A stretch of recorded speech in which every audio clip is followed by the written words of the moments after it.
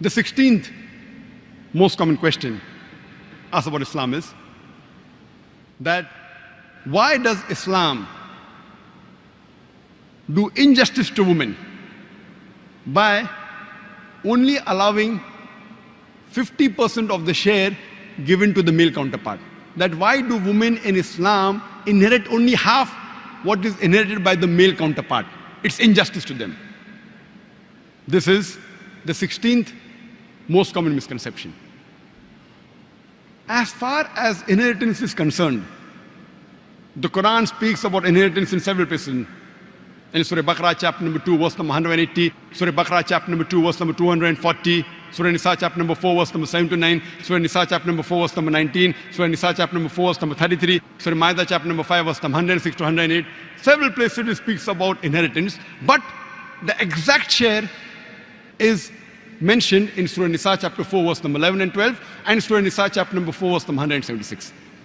Allah says in the Quran in Surah Nisa chapter number 4 verse number 11 that as for the inheritance of your children, the male will get double the share of the female. If only daughters, 2 or more, they share in a 2/3. If only one daughter, she gets half. In what you leave for your parents.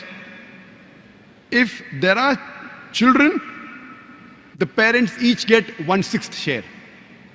If no children, the mother gets 1/3. If there are brothers and sisters, the mother gets 1/6. Verse number 12 says, in what your wives leave for you after death. The husbands, they get half if there are no children. They get 1/4 if there are children. In what you leave for your wives, the wives get 1/4 if there are no children, 1/8 if there are children. Don't get confused, difficult to remember. Go home, open the Quran, don't know Arabic, read the translation, Surah Nisa, chapter number 4, verse number 11 and 12. Generally agree, in majority of the cases, the female inherits half of that of the male counterpart. But there are cases in which female and male inherit exactly the same. As I mentioned, if the person who has died has children, mother and father both get 1/6.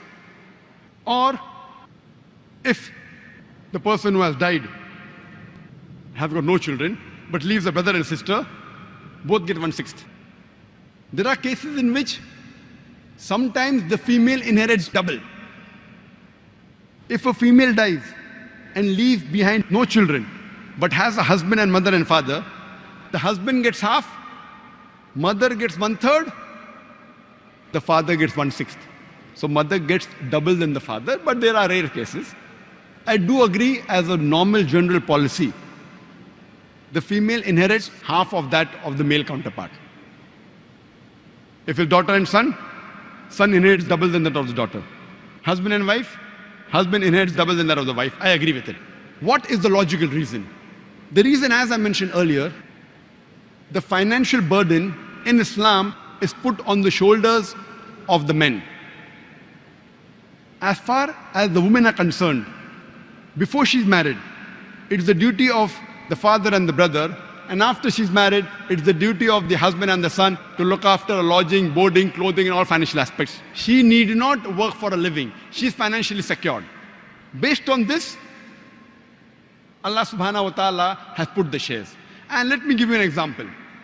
Suppose there's a person who dies and leaves behind 150,000 dirhams. And he has one son and one daughter.